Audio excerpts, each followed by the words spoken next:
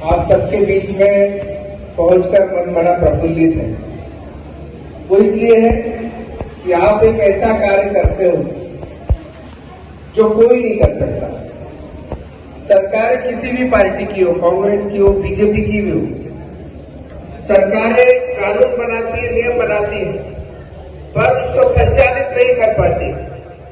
मैं तो सबसे पहले आपको बधाई देता हूँ, शुभकामना देता हूँ कि आप सभी सेवकों ने, आप सभी माता बहनों ने, हमारे कन्वेंशन के भी साथी, हमारे भारत सिंह के आसपास के सभी साथियों ने मुझे दोबारा विधायक बनाया और आप सबके बीच में मुझे फिर उपस्थित होने का सौभाग्य प्राप्त हुआ। मैं आपका कोटि कोटि आभार व्यक्त करता हूँ।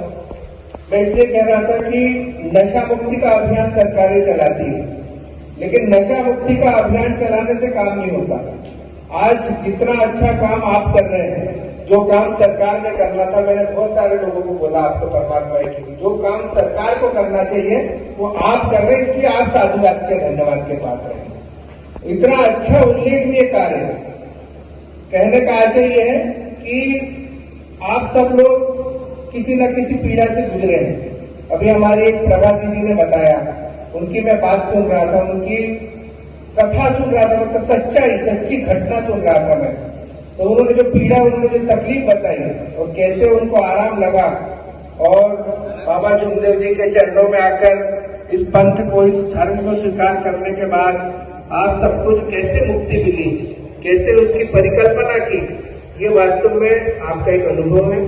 मैं आप सबको बधाई देता हूँ, शुभकामना देता हूँ, और विशेषकर ये कहना चाहता हूँ कि मेरा अनुरोध है, बाकी निर्णय लेना आपका काम है, पर मेरा अनुरोध ये है कि जैसे आप लोग इस कार्यक्रम में एक परमात्मा के लोग आते हैं, पर मैं चाहता हूँ कि दूसरे लोगों को भी आमंत्रित करिए, ताकि प्रेरणा मिले लोगों को और वो आपके जैसे मिले और आपके जैसे उनको शक्ति प्रदान हो।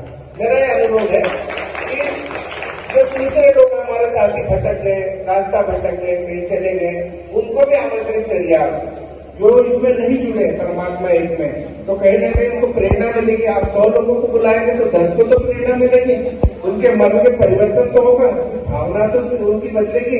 तो निश्चित रूप से ये बहुत अच्छा कार्य है। मैं हर कार्यक्रम में उपस्थित होने का प्रयास करता हूँ। हमारे जोबन डेरा में बहुत बड़ा आयोजन हुआ था, एक सौसर में आयोजन हुआ था, रामाकोना में हुआ था, उंगाड़ाना में हुआ था, हर जगह आपके जहाँ जहाँ अच्छे कार्यक्रम होते हैं उसमें मैं हमेशा पहुंचने का काम करता हूं। और मैं तो कहता हूं कि सरकार किसी भी पार्टी की हो, वो तो उनको शराब से पैसे आते हैं, उनको तो करोड़ों रुपए का राजस्व जमा होता है, पर मैं कहता हूं सरकार ने शराब बंद करना चाहिए। जब तक नशा मुक्ति पर काम होगा, ये लोग उसके बंद करना चाहिए, किसी भी पार्टी की सरकार हो। हम नशा मुक्ति पे काम कर रहे हैं, हम ये कर रहे हैं, वो गली गली में पूछे पूछे में शराब बिक रही है आज। ये सबसे बड़ा चिंता का विषय है। सरकार को आवक होती है, कितनी आवक होती है? 1000 करोड़ केवल मध्य प्रदेश का शराब से राजस्व 1000 करोड़, 1200 करोड़ आता है। मैं तो कहता हूँ कि उतना तो आप लाडली महीना बांट देते हो, एक महीने में 1500 करोड़, 1500 करोड़। तो इतना बड़ा कोई नुकसान नहीं है कि अगर आपने शराब बंद कर दी तो कोई बहुत बड़ा नुकसान सरकार को नहीं होने वाला। मैं तो सरकार से भी अनुरोध करूंगा, अगले विधानसभा में ये आवाज उठाऊंगा आपकी तरफ से कि हमारा मध्य प्रदेश नशा मुक्त होना चाहिए। ये संकल्प लेकर के मैं आज आपके बीच से जा रहा हूँ कि अगले बार जब भी जून महीने में विधानसभा लगेगी, मैं आप लोगों की बातें रखूंगा और ये कहूंगा कि जो काम सरकार नहीं करती वो हमारे एक परमात्मा के साथी करते हैं और पूरे परिवार को संभालने का काम करते हैं और जिंदगियां संभालने का काम करते हैं। तो मैं तो आप सबको बधाई देता हूँ, शुभकामना देता हूँ कि आप सब लोग एक संगठित रहिए, आगे बढ़िए।